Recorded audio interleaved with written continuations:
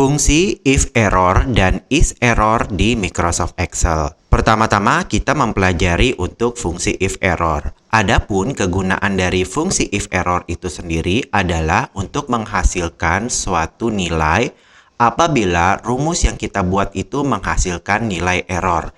Contohnya kayak gini teman-teman ya. Kita punya satu tabel sederhana dan kita ingin menampilkan sisa stok berdasarkan nama buah yang kita ketikkan pada sel D4 atau sel yang saya beri warna kuning ini berdasarkan referensi yang ada di tabel sebelah kiri.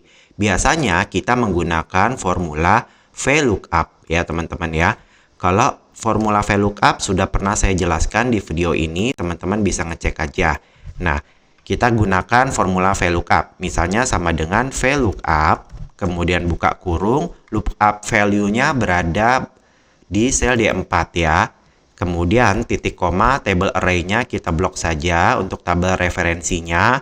Kemudian titik koma karena kita ingin menampilkan sisa stok berarti kita lihat berada di kolom kedua.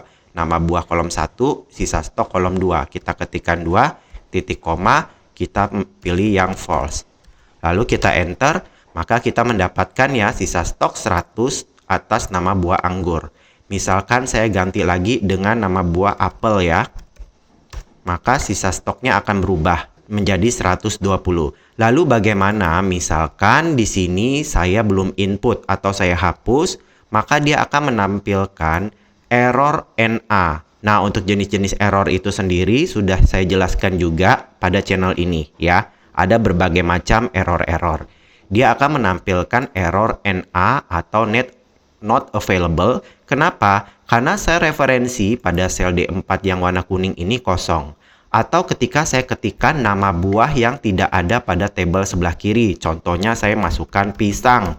Kemudian saya enter, dia tetap menampilkan error NA. Karena pada tabel referensi di sebelah kiri ini tidak ada buah pisang. Lalu bagaimana cara kita untuk menyamarkan kondisi error ini? Kita bisa menggunakan rumus if error.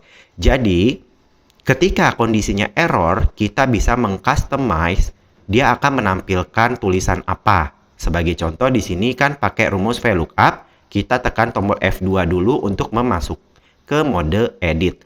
Lalu di sebelum rumus VLOOKUP ini kita masukin aja if error di sini. If error kemudian buka kurung. Jadi if error yang berarti jika terjadi error, maka value-nya adalah rumus VLOOKUP ini. Kemudian kita di belakangnya ini setelah rumus VLOOKUP kita masukkan tanda pemisahnya dengan titik koma atau koma sesuai dengan komputer teman-teman ya. Tanda pemisahnya seperti apa.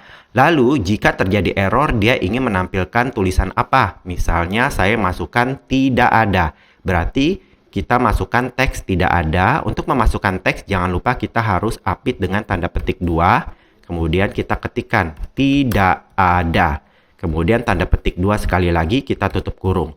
Jadi jika nilainya ini error ya, maka dia akan menampilkan teks tidak ada. Kemudian kita enter, maka teman-teman bisa lihat ya, tulisan yang sebelumnya error NA ini akan berubah menjadi tidak ada. Saya masukkan kembali nama buah yang sudah ada pada tabel ini. Misalnya saya masukkan semangka, maka dia berubah ya. Karena kenapa? Karena semangka ada pada tabel ini. Lalu saya masukkan buah lain yang tidak ada ya. Durian, maka dia akan menampilkan teks tidak ada. Nah, untuk teks ini bisa kita sesuaikan dengan kebutuhan. Misalkan umumnya biasanya kita mau jadikan ini errornya ini kosong ya. Jadi kalau terjadi error, maka selnya ini seolah-olah kosong. Jadi kita hilangkan saja teks tidak adanya. Jadi kita cukup ketikkan tanda petik 2 kali. Nah, ini berarti jika nanti nilainya error, dia akan menampilkan sel kosong. Kita enter, maka nanti selama ini nilainya error ya, maka dia akan kosong selnya. Duren. Terus saya hapus di sini. Nah, ini nilainya kosong. Jadi, fungsi if error ini juga berguna untuk menyamarkan ya agar nanti tulisan errornya ini tidak muncul dengan menggunakan fungsi if error. Seperti itu teman-teman ya. Nah, sekarang saya coba lagi untuk yang lain. Sebagai contoh di sini saya ketikkan angka 10, terus berikutnya misalnya 20. Terus yang di bawahnya juga misalnya 10, yang di berikutnya A. Oke. Misalkan saya melakukan operasi penambahan. Jadi 10 ditambah 20 itu 30. Lalu kalau kita kopikan rumus ini ke bawah, dia akan menampilkan error value. Kenapa? Karena di sini 10 ditambah A tidak bisa, karena satunya karakter angka, sedangkan ini karakter huruf. Maka dia tidak bisa ditambahkan, maka dia akan muncul error value. Lalu bagaimana agar nanti tulisan value ini tidak muncul gitu, atau misalnya kita mau customize, mau muncul tulisan apa, kita bisa kombinasikan dengan if error. Jadi sebelum rumusnya ini ya, kita ketikkan if error ya, kemudian buka kurung, value-nya kita masukin rumusnya, berarti kita masukin tanda buka kurung sekali lagi, kemudian tutup kurung, kemudian value if error, berarti kita pisahkan dengan titik koma. Value if error-nya kita mau menampilkan tulisan misalnya cek lagi gitu. Cek lagi, terus tanda petik lagi ya. Jadi untuk mengetikkan teks harus kita apit dengan tanda petik 2. Kemudian tutup kurung, enter. Maka dia akan muncul tulisan cek lagi. Nah, karena kita sudah masukkan rumus if error yang berarti jika terjadi error.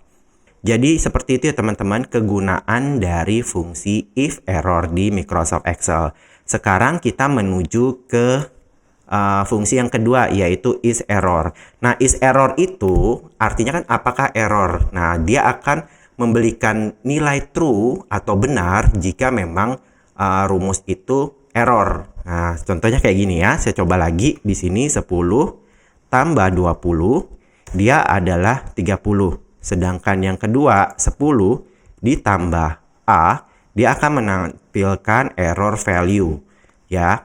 Terus kita misalnya pada kolom H ini kita masukkan is error nih. Is error, apakah dia error? Maka value-nya apa? Value-nya hasilnya berada di kolom F ya.